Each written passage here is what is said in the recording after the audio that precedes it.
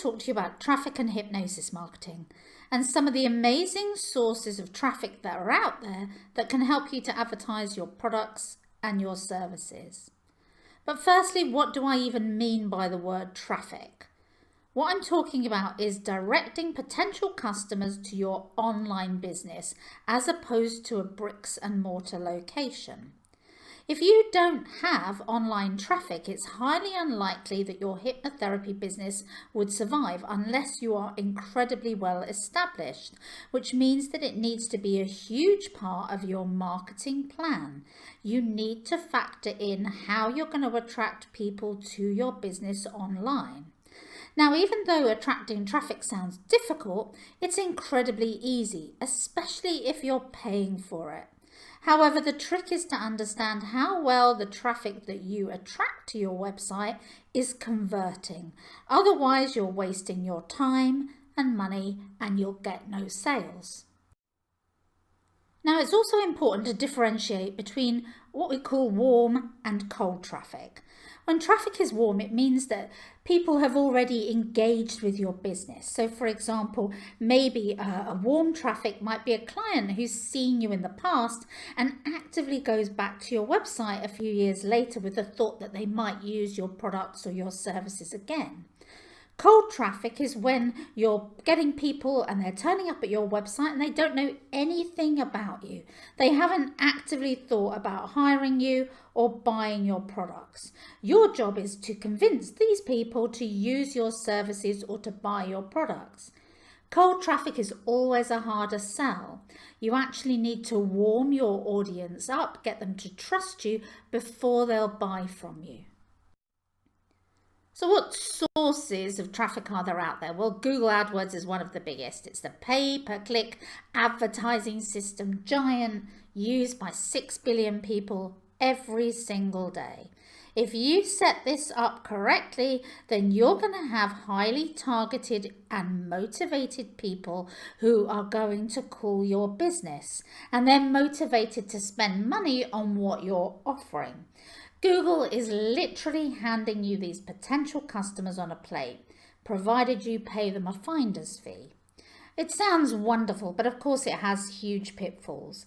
If you set up AdWords incorrectly, you may as well be burning your money. The thing with AdWords is that it's a relatively complex system, which means it can be very, very easy to make costly mistakes. I'll give you an example. A former therapy clinic owner that I knew ended up spending thousands of pounds on this site incorrectly because her search engine guy didn't set things up right. So instead of attracting people to her complementary health business who wanted therapeutic massages, she managed to attract every sleazy man in the area looking for, say, a little bit something more intimate, which is not really what you want. If you're a newbie at AdWords, don't get burned.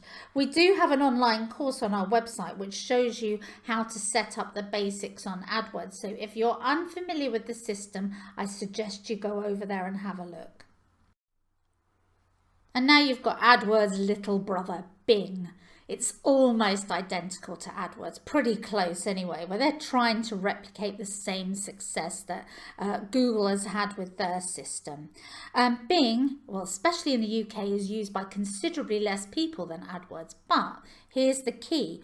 Bing is increasing its market share year on year, and it offers cheaper pay-per-clicks, which means that you may find that you get better conversions on the site and cheaper conversions.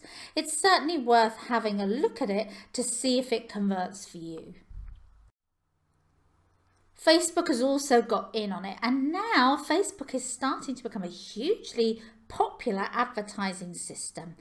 It targets people based on their likes, their demographics, their age, location, and just about any other thing that you can think of. And it's become popular because in the past you would have a Facebook fan page, and you used to be able on that fan page to write your posts, and that would go to around 16%, maybe 20% of the people who liked your page. Year on year now, Facebook is reducing that number. Now it's most likely that the number of people who like your fan page, who see the content that you put on it, is less than 2% unless you've paid for advertising. So you're going to find that Facebook wants the money now before you can start to advertise to those people. Now, Facebook ads are incredibly popular, but you need again to think about how you're setting ads up on this system. Unlike Adwords, where the people are actively seeking you out, the traffic that you're going to get on Facebook ads, unless you're uploading email lists, is highly likely to be what we call cold traffic. That means that you need to think in a little bit of a bigger, longer term as how you're going to get those people that you're attracting to look at your sites, to go away and keep on coming back until you've warmed them up enough to buy from you. And of course, there's Pinterest. If you haven't heard of Pinterest, well, this is the site where you pin pictures, pictures of all kinds of things. And it's really started to evolve now. It's not just pictures of interiors and recipes. It's a much more sophisticated marketing tool than that. You put an image and you maybe put a strap line, and the idea is to get people to either repin that image or to click on the image to see what's behind it. And what you normally do is attach a URL to the image, which takes the person through to the website that you want them to go to, or the blog post. Now, when you repin images, then you're obviously creating backlinks back to your site, which shows a sort of social proof to Google, which can help your search engine rankings. But also, if you have things like lead magnets, which in other words is a way of giving away something to your clients for free in order to get emails on the images that they click through, you may start to convert some of these clickers into people who will actually use your goods and services. And of course, they've got in on the act as well of having paid promotion. So you can promote your pins as well. Not something that I particularly actively use in my business, but maybe it will work for you. Now, sometimes the oldies are the goodies. Email marketing. As many marketers will tell you, your money is in the list. You should be collecting emails from everyone. People who come to your website, former visitors, or people who've come to your practice. Do it ethically. You've got to follow the guidelines. You're not spamming these people. You're getting them to sign up with you and getting something in return. But once you have those names, you can retarget those people again and again with your goods and services. It's much easier to sell to someone who's been happy with stuff that they've done with you before, or who has warmed up to you because of the stuff that you've been giving away for free, than it is to try and sell to someone who's cold traffic. SEO as well and other marketing methods rapidly change, but with email marketing, you are the person who's in control of your list. No one can take that away from you, but your Google ranking can drop 20 places overnight if Google decides it's going to change its algorithm. You may find that you're unable to get hold of your Facebook audience anymore because Facebook has decided to triple the costs of their advertising rates. So always make sure that email marketing is part of your plan for your therapy business. Now, search engine optimization. Well, I could go on and on and on about this, but ultimately, every hypnotherapist or therapist who's out there really needs a website. That's end of discussion. If you haven't got one, don't even bother starting a business now. But that website is no use to you if it is on page 20 of Google. No one in the world is going to find you. So you need to have the website structured absolutely correctly in the first place, so it starts to attract conversions, and if the content that's on that website needs to be carried out with the basics of SEO. In other words, it's got to be structured correctly on each individual page. When you do that and you promote your website, then you're likely to start to move up the rankings. And where you really want to be is really page 1, of course, but maybe in the top 3. Now, of course, when I say top 3, that's top 3 of what we would call the organic rankings. These are the natural rankings that aren't paid ads. What your problem is that Google is increasingly taking control of that front page so that the organic rankings are slipping down the page and there's more and more ads. So it is a necessary evil and it needs to be addressed, but don't put all your eggs in one basket. Do a good SEO website. That's number 1, but promote through other means as well.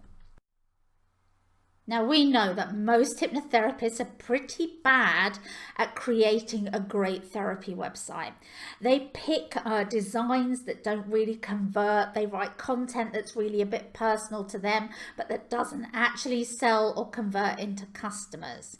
So if you need to know how to turn your website into a client magnet and to do some of that SEO that you need in order to get those coveted rankings, then we have an online course that you can use which can help you to do the things you need to do in order to get those goods and services sold to those people who are coming across your site.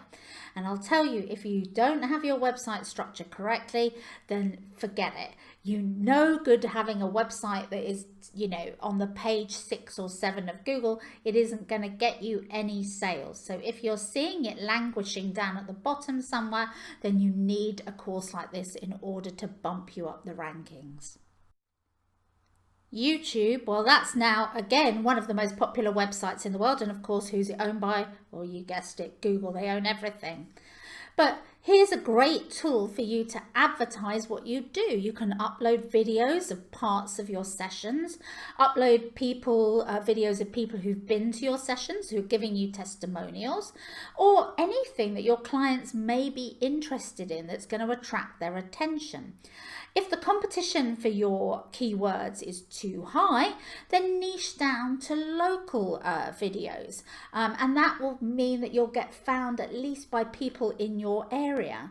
Build backlinks to your site and social media traffic. It's necessary, and YouTube is a great way of doing that in order to get people to see what you look like, have some trust in what you do, and see the successes that you've created for other people.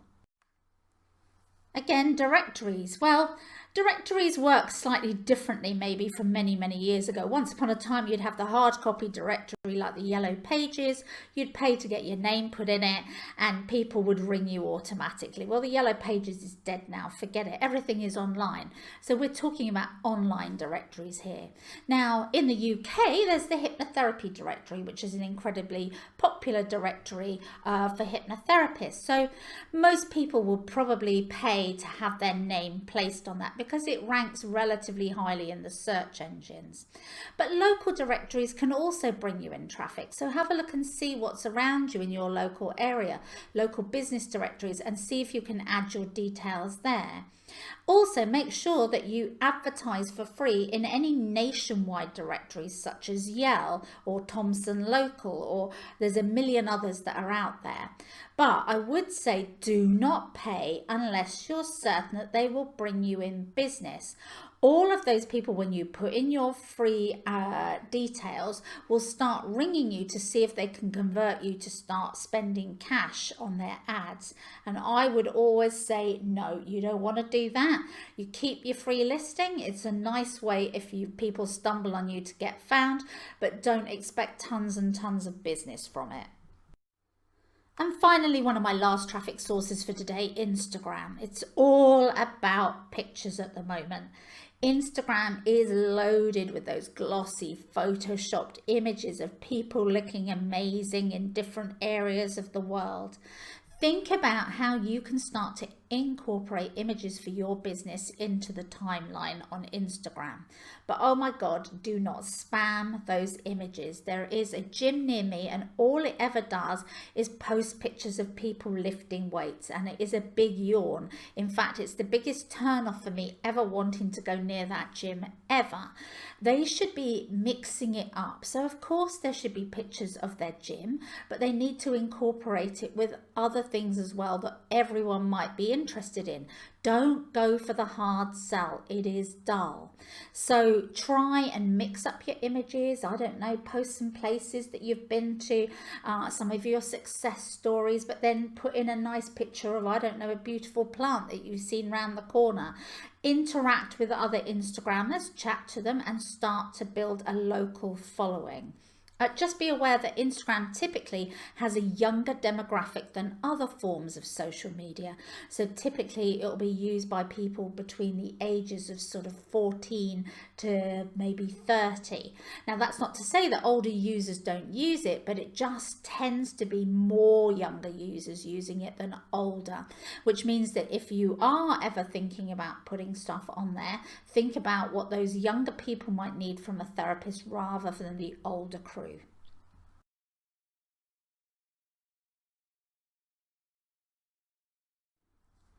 So there you have it. There's 9 sources of traffic just to get you going, and that is just the tip of the iceberg. There are literally thousands of places that you can go to get traffic coming in to look at your content. Just remember that the key to hypnosis marketing and any therapy marketing is to be diverse. And I've always said, don't put your eggs in one basket. If you're getting all your traffic from just one source, then you need to look at other alternatives fast, because that makes your business incredibly vulnerable. Have a number of great places where you can attract people and customers to propel your business to greater success. And if you'd like to hear more about our marketing strategies and read some more of our blogs, or you'd like one-to-one mentoring, just head over to the website hypnotherapymarketingexpert.com and you can read some of our free info on there, or alternatively you can send me an email and contact me if you need one-to-one help.